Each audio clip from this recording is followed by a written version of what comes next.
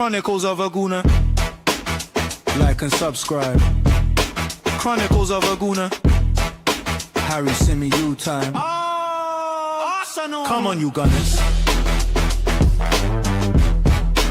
Arsenal. Chronicles of a Gooner.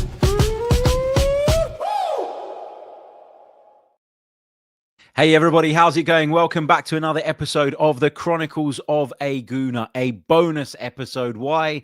Because we're in a cracking mood. The Arsenal are flying. The Gunners sit top of both the Premier League and the Champions League as it stands, and everything is looking rosy. On this episode, we're going to discuss with chest why Arsenal are the best team in Europe right now. We're also going to get into the battle between Eze and Odegaard. And when I say battle, I mean it in a good way. We're also going to talk about Merino as a striker. We'll discuss who could potentially replace Leandro Trossard if indeed he is ruled out of the trip to Chelsea.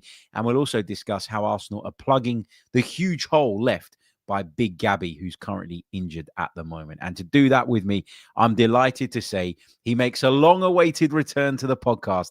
It's the brilliant Mike Stavrou. Mike, welcome back, mate. How you doing? It's so good to be back, mate. And what a time to be back. I've timed it to perfection. We've been trying to sort it out of our schedules for a few weeks. But, you know, off the back of Spurs and Bayern Munich, no better time than to do it than now, mate. Exactly. It just feels right, doesn't it? It just feels right because everything is really good around Arsenal at the moment. You know, we had that sort of dropping of points against Sunderland just before the international break, and that to a lot of people felt a little bit disheartening. But then, you know, we come back from the international break and it's straight back down to business, and it's, you know, go out there, win the North London derby, win it convincingly, restore that feel-good factor. And then we had a really big test against Bayern Munich, arguably the best team in Europe outside of the Premier League, in a lot of people's opinions.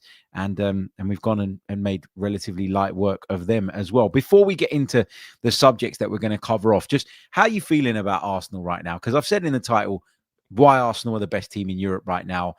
It's probably the first time in a long time that I've felt the courage, I suppose, to say that out loud and not worry about repercussions, because I genuinely, legitimately at this stage do believe it. Where are you at on this Arsenal team right now?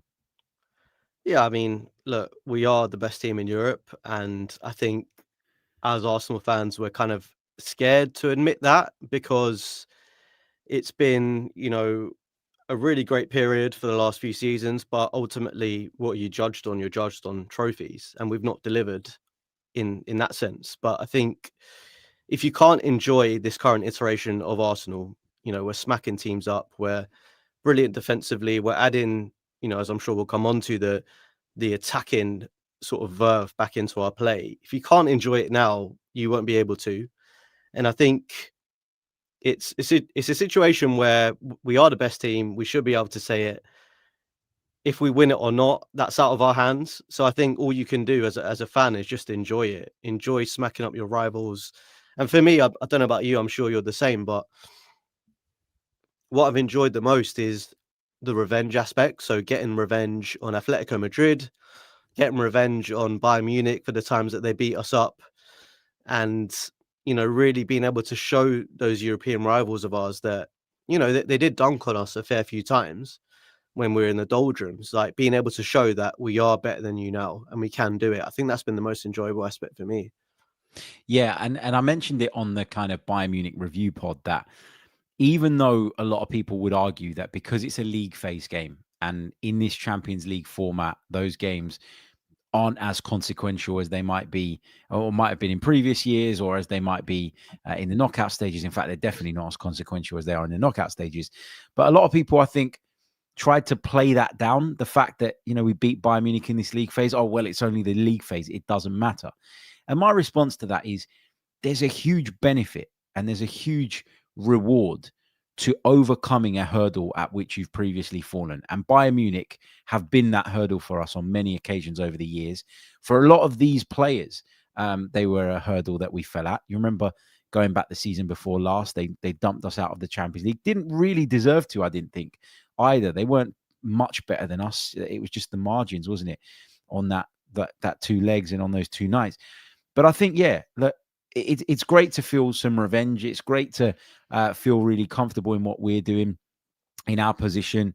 And it's great to have that belief in the team, because for a long time that didn't exist. And here we are now sort of lapping it up and enjoying it, and really sort of, I think, making sure, or at least we should be making sure, that we're enjoying the ride. I mean, the performance against Bayern, that second half especially, Mike, was out of this world to me. Yeah, it's incredible. Like the fact that we can go, not even toe to toe, but beat a team quite comfortably in the second half, at least, who, hadn't, they'd only dropped points in one game, I think, previously to that. I think it was 15 or 16, 15 wins and one draw, something like that. This is a team at the very, very top of their game. And the fact that we were able to dominate them like that in the second half was pretty impressive. I think first half, maybe we didn't see sort of like it wasn't our best performance. And, we could see that they were confident. But I think, when you come out of the second half like that with a performance like that, it kind of shocks them. I don't know if you've seen Joshua Kimmich's comments. I spotted them, actually. It was on a TNT Brazil page, and I watched it, and he was saying, he was asked, "Are Arsenal the best team you faced this season?" And he said, "No, PSG, because PSG play football, and this game wasn't a football game; it was game management." And it kind of just struck me as sour grapes, because obviously, like, how can you say that the best team you faced, is not the team that you lost to? It was the team that you beat. It doesn't make any sense. So, I mean, that's great. Like, we want teams to be shit talking us, basically, because like that shows that you're competitive. Like, it's that old thing, isn't it, of like Pep Guardiola when he comes out after he's battered you and says, "Oh, they're a really good team. They're a really good team." Yeah. Well, clearly not if you've just battered them. So I think it's great, and I think, yeah, overcoming these little milestones, like I was saying about getting revenge and showing that we can compete with these teams, is really good. I guess what you could say on the opposite end of that is, we played PSG in the group stages. It's quite a comfortable 2-0 win. But I would say that they probably weren't at their best at that stage. And maybe you could say, these teams, they are saving it for the knockout rounds. But like, for me, the most important thing is that revenge factor as a fan. But for the team, I think it's the momentum. It's the momentum that, going into this game against Chelsea, which is massive now, you've just beaten the best team in Europe. Like, that's what it's all about for me and for Arteta, I'm sure. Yeah, and Vincent Kompany said something similar about being the best team and all that in the press conference after the game. He said something along the lines of, "Nobody wants to be the best team in November." Yeah, well, obviously you want to be the best team when the business end comes around, but it's quite nice to be the best team in November as well, isn't it? Like, who doesn't want to be the best team at any given point? I don't know. It's just people trying to play it down. Look, there's a few comments in there saying that it was a little bit mistranslated, what Joshua Kimmich said. Andy says, "I watched the interview in German because I speak it. It was a bit intentionally mistranslated, but he was truly sour. Bayern usually don't get worked the way we work them. The Bundesliga has teams that are at the maximum level of Aston Villa. They're sore losers because it's unusual." Listen, the irony of it all, and I don't know if you came across Tim Stillman's tweet, was that actually Bayern played more long balls in the game than us. Yeah. which just made it incredible. Let's talk a little bit about our captain, Martin Odegaard. You might be thinking, why are we talking about Odegaard? He wasn't really a big player in this particular game. But as I say, we've covered the Bayern game in a lot of depth on the episode that we released on Thursday morning. You can go back and check that out on the feed or via the YouTube channel or via Patreon, whatever.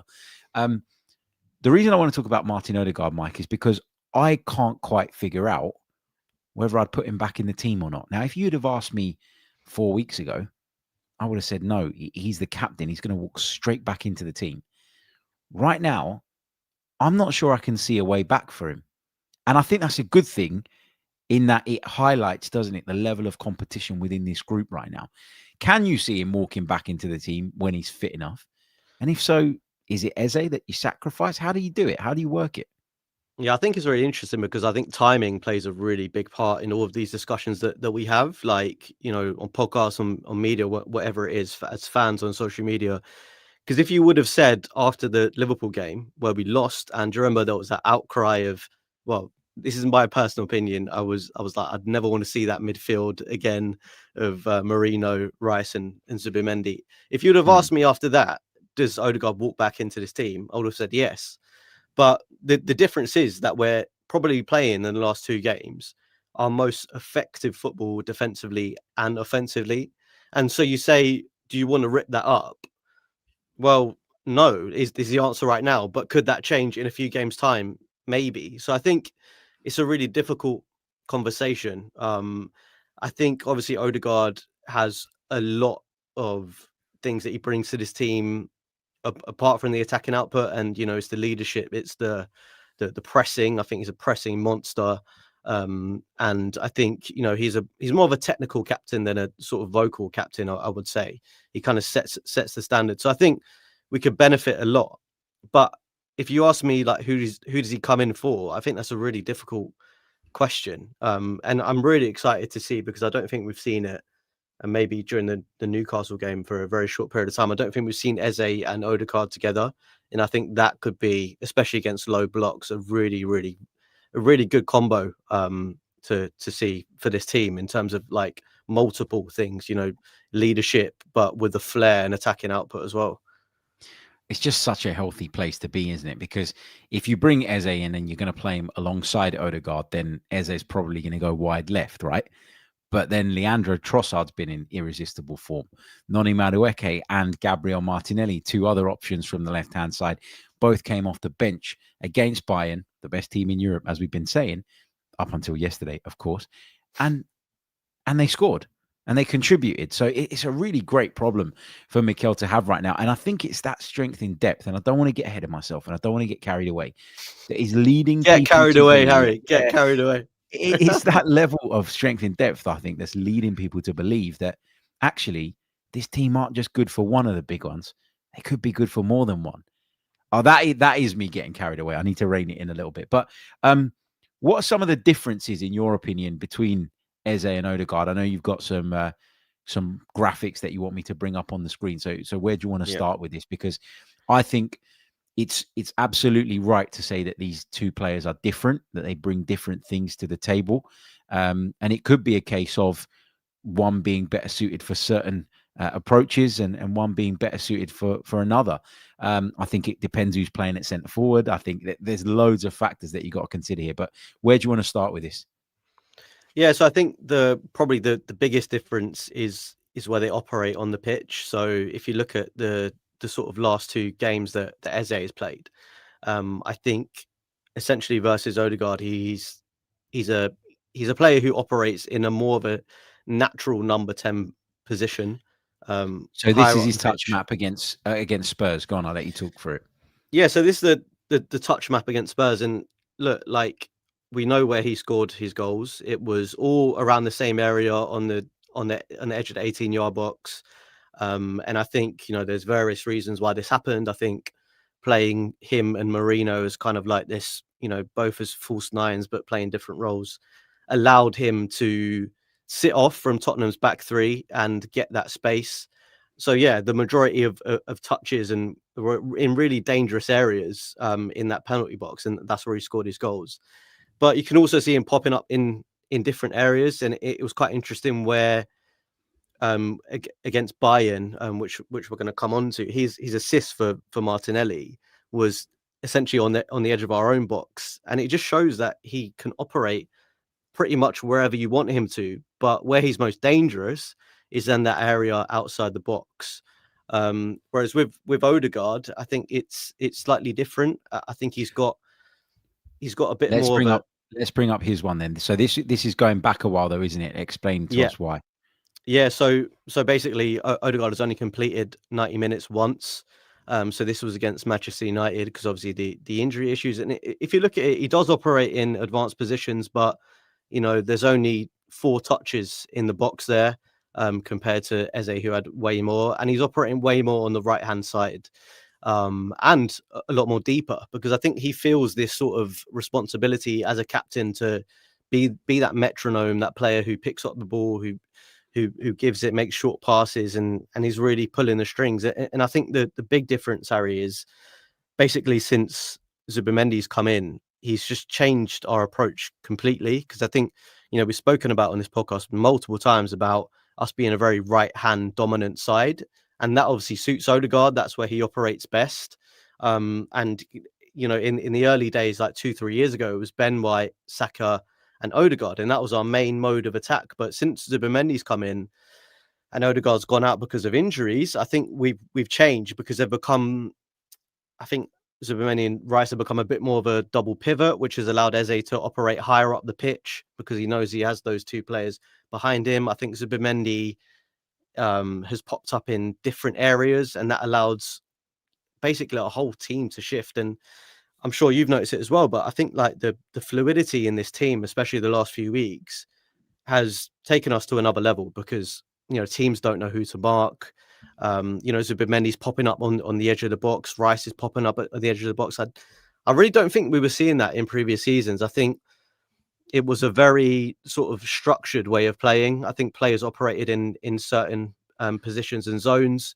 And I think now with the sort of structure of the team, I just think we're way more fluid, basically. And that's allowing Eze to flourish and get in more dangerous positions, maybe more dangerous than Odegaard has. See, I just think that the midfield looks different. When it's got Eze in it, it is, as you say, a sort of double pivot of Rice and Zubimendi. Obviously, Rice is the one that's got a bit more license to roam, but of course, Zubimendi does do that as well. He isn't just a six that stays within a very small box. He is more than willing to get forward and get up close to the attack and all the rest of it, which is great to see. So I think when it's Rice and Zubimendi as a double pivot and Eze plays, he then gets closer to the forward and he plays like a 10. When Odegaard plays, and listen, the sample size with Zubimendi is very small because of the injuries, as we've mentioned. What I've noticed is that there's a rotation to our midfield. Okay, so what you'll see is Zubimendi will sit at the base, but then Rice might move forward and go and attack. And then Odegaard is happy to sort of switch around and become the second midfielder. Zubimendi can step that little bit further forward, and then Rice is willing to fill his gap.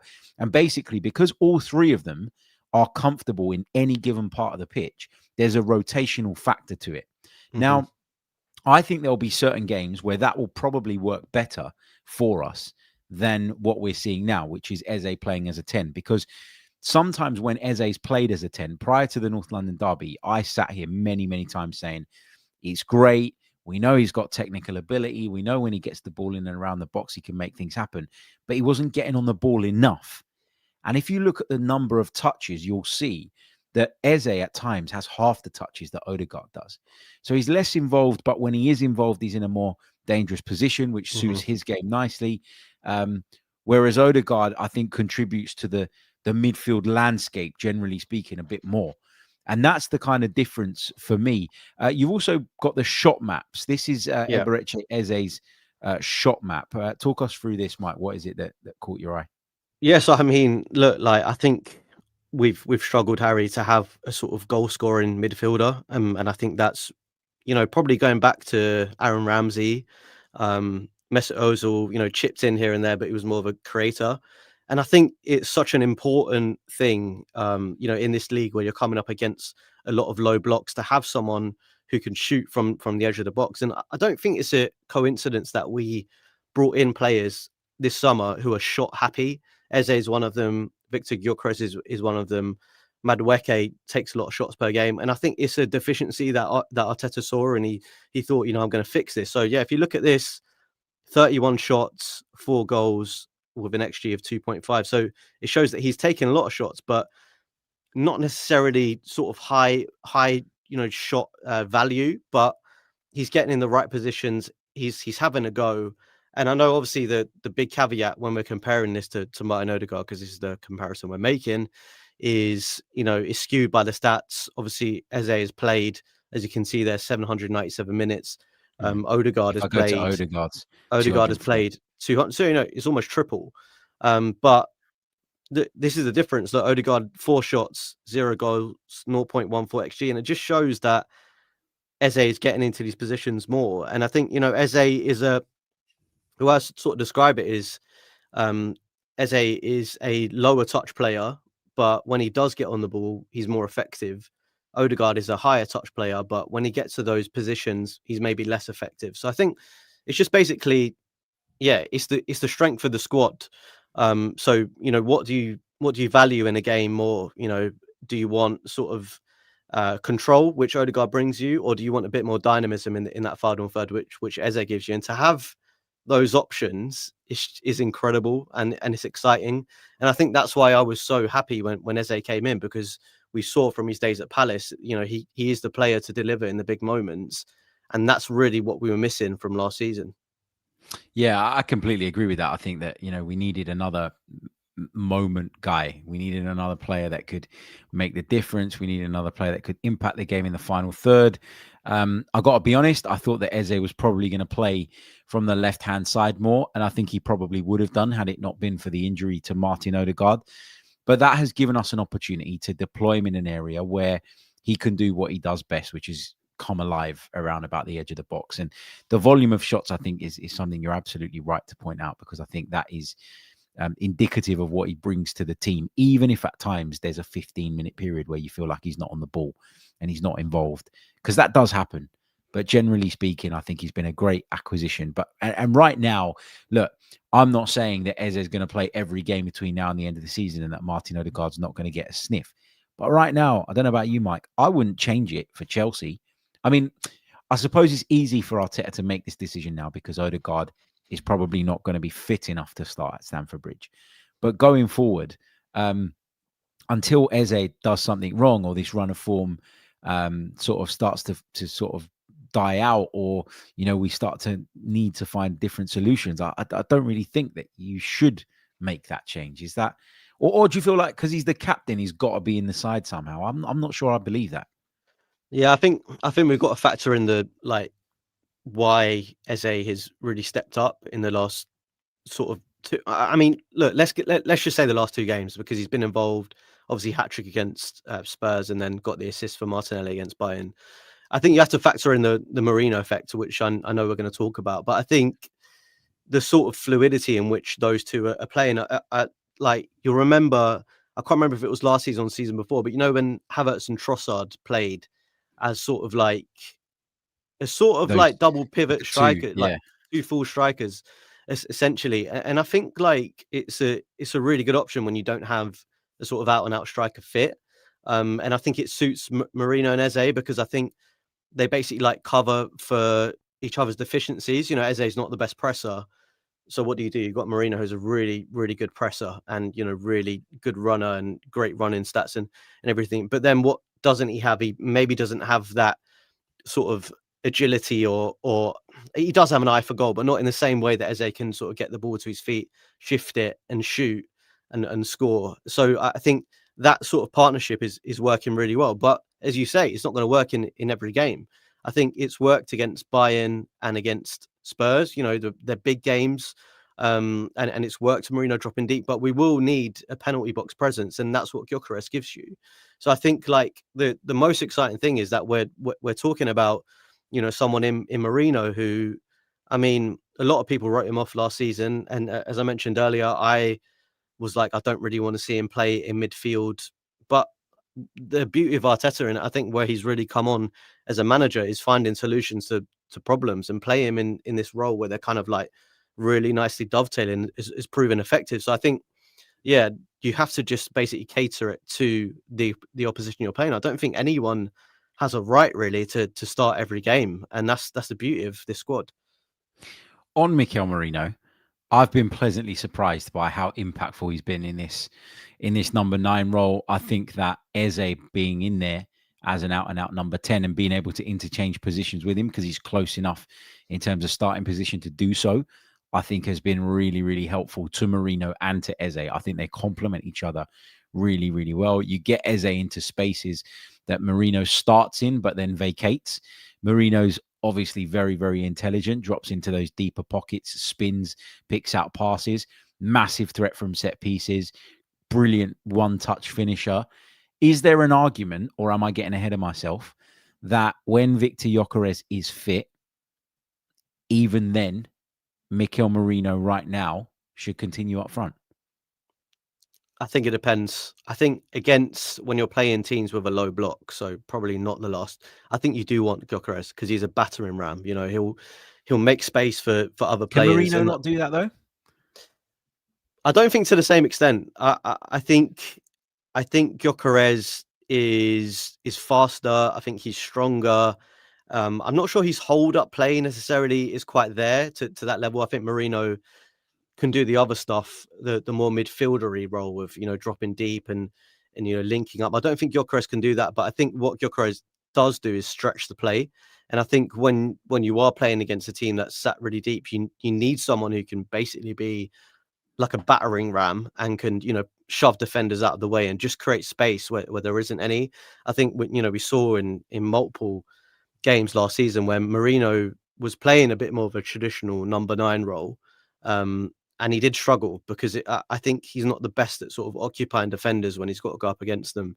So I think, yeah, it's just going to be a case of seeing who the opposition is and you know, testing us against that, because I don't think anyone was, when Gyökeres was fit, was calling for Merino to come in and replace him. So I think it would be a little bit unfair to say, oh no, suddenly Gyökeres doesn't get in. But I think, you That's know, fair. it's good to have the option, isn't it?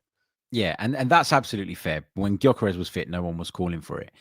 But I do feel like the last 2 games, Tottenham and Bayern, are 2 games in which Merino has just been unbelievable. Like, I agree with Lumen in the chat who says Sunderland is a perfect example. We needed victory in that game. I thought at Burnley, when Gyökeres went off in the second half, there was a major difference. Exactly. And I remember after that game saying, we got to get Gyökeres back as quickly as possible. But I don't know, the last couple of games, Tottenham, Bayern Munich, Marino's won me over. And I just, maybe he's the guy for certain occasions. You know, Bayern did come out. Bayern were willing to play us.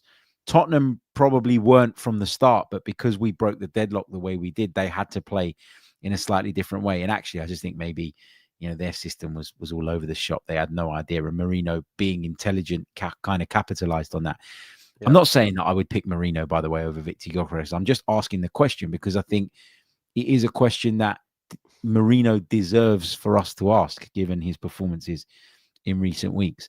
I want to cover off the left-hand side as well. Now, we don't know details at this moment in time, but Leandro Trossard, at time of recording, looks like he could miss Chelsea because he went off injured against Bayern in that first half. Feels like with Arsenal, it's 1 in, 1 out. Like, that's just how it goes, isn't it, fitness-wise? But if you were Mikel Arteta now and you're picking the 11 for Sunday, are you going Martinelli or are you going Madueke on that left-hand side? Because Martinelli's the more natural fit, but Madueke's got something, hasn't he? I mean, I watched Madueke's post-match interview after the game last night, and, you know, they'll ask him, how you feeling about playing your former club? And he was just smiling. And, you know, you had that sort of like devilish smile that this guy is going to relish playing against his old club, especially, you know, given the context of the summer and, you know, the petitions, you know, against his signing and all of that sort of stuff. I feel like if you give him the opportunity to play against his former club and make a statement, I mean, like sometimes, and this could just be nonsense, but I kind of feel like with these narratives, they have played out for us recently. You know, Eze scoring against Palace, Eze scoring against the club that scoring a hat-trick against the club that wanted him, and he chose us over them. West Ham. Rice against West Ham. I just feel like if it gives the opportunity for a player to have an extra edge, you should give them the opportunity to do that. And I think it does depend on what we expect Chelsea to do. I can't see Chelsea doing what Spurs did. I just don't think Enzo Maresca is that kind of manager. And I think given the rivalry, you know, we might have said that against Spurs, but, you know, Thomas Frank and his style is very different to Maresca. But I can't see them sitting back. So I think we're going to need, if we want someone who is good on the transition and good one-on-one, I think you've got to choose Madueke. I think if they are going to sit in, you probably want Madueke as well. So I can't really see a scenario in which Martinelli plays over him. The only thing I would say is that it depends fitness wise. You know, they're both coming back from injury. Who's more fit? Obviously Martinelli does have a good record against Chelsea, so that could play into it. But I would go Madueke. I think he just offers us a little bit more against them. Yeah, I think Madueke is an interesting player because, he plays predominantly from the right, but when you watch him and you analyze his game, he's not always looking to cut inside. Like, considering he's left-footed, he goes on the outside a good amount of times, which I think shows and kind of highlights and displays the guy's variety in his game, which I think is really, really interesting. I also think that sometimes, particularly when you've got a forward like Merino, who quite likes to latch onto things, who quite likes the idea of a kind of one-touch finish, I feel like having a left footer on the left wing who isn't going to have to cut inside before delivering a cross and can just literally let the ball run across his body, as we saw in one of the games early this season, and deliver into the box. I think it might have been one of the preseason ones, actually. I can't remember. But there was an example where Madueke was on the left. He let the ball run across him, didn't have to take the touch. Boom, delivery into the box. Gyökeres was on the end of it. I think it might work. And I also get the feeling and get the impression that Madueke is further along in his return and his recovery than Gabriel Martinelli. He was the one that Mikel turned to on Wednesday night when Trossard went off. He was the one that we were kind of not certain, but pretty sure would be back in the picture for Tottenham, whereas everybody else's availability was up in the air. So it feels like he's further along that recovery line, and maybe that plays a part as well. Maybe he's more ready to start a game. I think it will be Madueke as well, if indeed Trossard doesn't make it. Final thing I want to cover, Mike. I want to talk about that massive Gabriel Magalhaes shaped hole that we have at the back, because I was at the Brazil game when he went down. I was gutted. I was devastated. When we heard it was going to be 1 to 2 months, I really panicked. I worried. I'm not even going to deny it. But we've seen over the last couple of games that not just Piero Hincapie, not just Christian Mosquera, but both of them are capable of stepping in and doing a very, very solid job for us. Does the combination of those two, which again is a nod to our kind of strength in depth, does that give you confidence that Arsenal can deal with Gabby's absence? I mean, like, just with the Gabby thing, it is. I think we're all, as Arsenal fans, so on edge right now that anything, like, it's just, we're just ready to go into meltdown at any time, given the pressure on us and given the scenario and how our rivals are faltering, and Liverpool are shambles and Man City are not the team they used to be. We're kind of like at any slight hint of bad news where we're like overreacting a bit, and that's completely normal. But with the Gabby news, I think because it came in the international break, we had a lot of time to think about it before we played, and it was like, how are we going to cope without him? He's our best defender. But then you look at the players that are coming in for him. Piero Hincapie won the league with Bayer Leverkusen, Ecuador international, very experienced. Has played under a great manager in Alonso. If you want anyone to come in, for Gabriel, who has been, monstrous, obviously, it's going to be someone like that. And then in the next game, we think, Hincapie has done well, didn't put a foot wrong in the North London derby. It's incredible. And then Mosquera comes in against Bayern Munich, and you're like, what's going on? Like, we're in a position where we got, and even beyond that, like if even we didn't trust any of them to come in, which would be understandable given it's their first season, you could move them. There was talk about Calafiori playing at centre back. There was, you got Ben White on the bench. He's played at centre back before. You just got so many options that I think we're in such a good position that we're laughing essentially. And I think I think, Harry, it goes back to the point of why we are so good defensively, is because it's a team effort. It's not about individuals. I think, like, going back to the sort of Mustafi era, like, were all of those players that we had bad individually? Yeah, they're not as good as the players we have now, but it's because the system wasn't, favoring them. The system wasn't built for them to be in good positions. We constantly had players that were, caught high up the pitch, or, had to defend 1v1. And when our players have to do that, they're very good at it, but we don't allow those situations to happen. So I think it's a very good environment for a defender to come into. I think obviously the big thing we miss without Big Gabby is the presence at set pieces. But Mosquera had a chance which maybe he could have done better with, against Bayern. But Mm. I think in terms of defensively, I think we're all right because we defend as a collective. Yeah, I think you're right. I think it's one of those things where we're so well drilled right now. Everybody's got this desire to defend. Everybody knows, what's required. Everybody understands the principles, the shape, that you can almost plug and play. But you can only plug and play if you've got a certain caliber of player. And Arsenal have made sure that they've gone out and done that. And that for me is massive. And I think if this is to be a special season for us, we will look back on this transfer window, the summer transfer window, and we'll say that was the difference.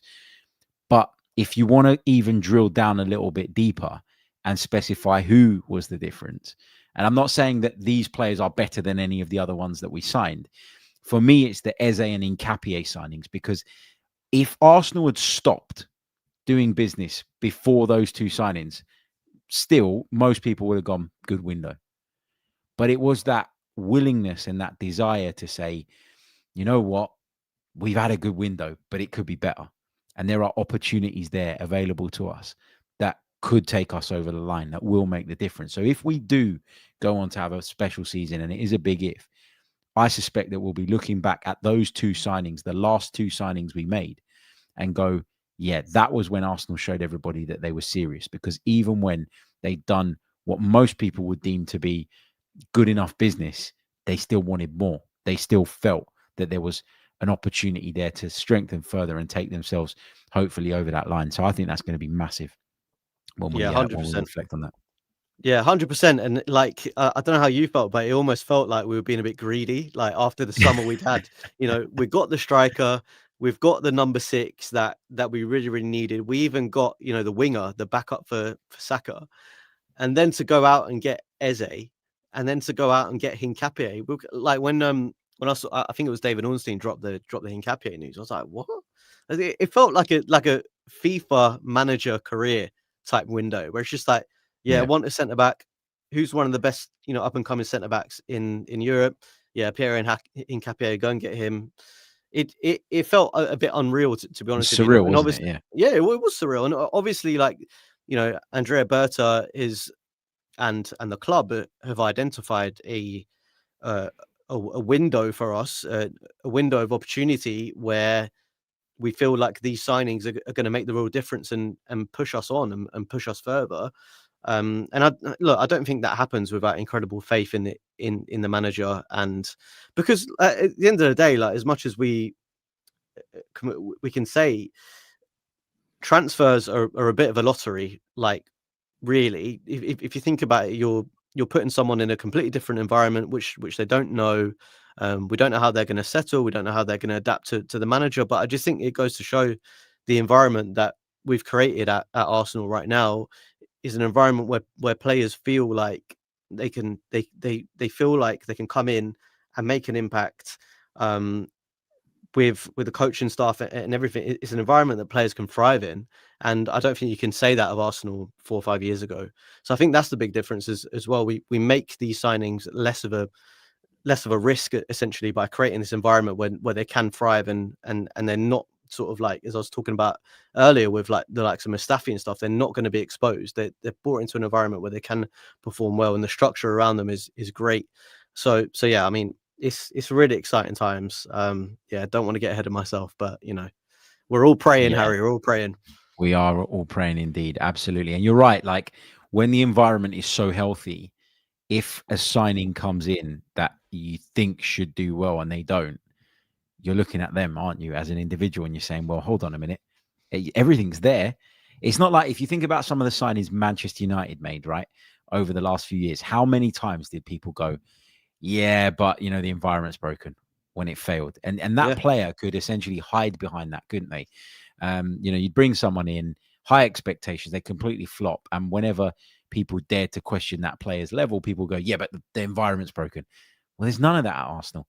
That's not the case at all. So if you come in and you don't make it, it's because you're not up to standard. It's because you're not fully bought in, because otherwise Arsenal are doing everything right at the moment. So we've established that we're the best team in Europe right now. We've also established that being the best team in Europe at the end of November doesn't mean you're going to win everything. So we're still hoping and we're still praying before I let you go, Mike, on Chelsea Sunday, big game coming up. We've got a pod with Kwaku Afari, Chelsea fan and broadcaster, good friend of mine, which is going to be out tomorrow, where we look ahead to that game. He provides a bit of insight into what Chelsea have been like this season, whether or not they are serious title contenders and all the rest of it. How do you see this one going? Because maybe people are going to knock me for this, but I'm very much in a place where if you tell me now that we're going to go and get a draw at Stamford Bridge, it's not that I take it before the game, but I'm kind of okay with that, based on the way the last few weeks have gone. Really? So you don't think we need to make a statement? Well, I think if we do win, it does make a huge statement. It opens up the gap at the top, and that for me is a massive punch in the gut to everybody that's chasing us down. Okay, so I think there's an opportunity to make a statement, but if we don't make the statement, as long as we don't get beat, I'm kind of okay with that. Yeah, I've got a slightly different view, only because I think like when we've had chances to, lay down a marker in, this season, even, the draw against Man City, the loss against Liverpool, going back to last season, drawing with Liverpool twice, and that really annoying result and at the Etihad. I think when we've had opportunities against our rivals to really lay down a marker and say, this is our year, we've not quite done it, and that's not, there's a lot of games to go. So if we draw against Chelsea, it's not the end of the world. It's probably not going to be decisive. The games that have, ironically let us down has been against teams that we should beat in recent seasons, and too many draws, etc. So yeah, in the grand scheme of things, I don't think it is a must-win. But like I mentioned earlier about momentum, I think if we beat the team in second, it's one of our rivals. Not won at Stamford Bridge in a little while. I think it just tells the rest of the league like we are serious. It gives the fans a lift, and I think we need to probably go on a run right now. I think that's what we need to really build up ahead of steam, and go into Christmas and beyond with a healthy point gap for us to feel a bit less stressed, but also just to really put some distance between us and City primarily. So yeah, I think we need to win for that reason. Don't get me wrong, I prefer that we do, but I just I won't be losing my head if we don't, is kind of the point I'm trying to make. But I get where you're coming from. I feel like the way you see it is that there's a step there that we can take. And if we're going to win this league, we got to take these steps, right? I get it. I just think that if we're to go to Stamford Bridge, having had the week that we've had so far, and we are held to a draw, for instance, I think there needs to be a bit of perspective. And I think people need to make sure that they're pre-programmed not to have a meltdown, because that would just be so over the top and unnecessary under the circumstances. But you know what the beauty is, Harry, that even if we have a meltdown, the players don't. So we can do what we want. They don't care. Like they want to win every single game. If they get a draw, depending on circumstances, they might take it and just say we go again. So yeah, meltdown all we want, but it won't affect them. Yeah, I love that about them this season as well. That's what feels like has changed for me. The fact that they're just so kind of serene and calm all the time. And if they haven't broken and enjoying down it as well. Yeah, exactly. Like they're enjoying it. Exactly. Smiles all around. Even the players that aren't playing much are involved. They're integrated. It just feels like it's a really good place to be right now. And as I say, if you have that calmness, and I think that calmness comes from greater belief, and greater belief comes from the fact that we've got this incredible depth, whereby you look at the group and you say, okay, look, we love Gabby, but if he's out, we can deal with it. We love Odegaard, but if he's out, we can deal with it. We love Gyökeres, but if he's out, we've got tools, within our ranks to make sure that we can fix that issue and sort of get by. So yeah, there's lots to be happy about, lots to be excited about. Mike, thank you so much for coming back on. Really, really do appreciate it. Let people know what you're up to, where they can follow you, and what you got coming up. Yeah, I'm not that active on socials as much, but if you Don't go blame to me, cesspool. if you go to the Athletic and their podcasts, I produce the Athletic FC podcast, which picked up an award recently. So Congratulations. go us. And that's the Athletic FC podcast, and then also the Athletic FC Tactics podcast. And we covered Spurs today, and it's not really. It wasn't the most positive podcast, so Gooners might actually enjoy that one. Yeah, I'll add it to my download list for my commute tomorrow. Always enjoy a good criticism of Spurs. Although I have to say, like I'll say it very quietly, I do feel a little bit sorry for Thomas Frank, because I think the problems are deeper than him, and I feel like he's going to get the fall for picking up a load of crap that Ange Postecoglou and others have left behind them. Anyway, Mike, thank you so much. Thank you to every single one of you for joining us. If you haven't done so already, like, subscribe. You know the drill by now. Leave us a review if you're listening on Apple or Spotify. You can check us out on Patreon as well. And there is a Patreon piece of content due imminently. As soon as I get 5 minutes to log on the laptop without a kid jumping on my shoulders, I will put that out because it has already been recorded. I'm sure you're going to enjoy it. I'll see you all very, very soon. Until the next one, take care of yourselves and have a wonderful day. Up the Arsenal. Goodbye. Chronicles of a Gooner. Like and subscribe. Chronicles of a Gooner. Harry Symeou time. Arsenal. Come on, you Gunners.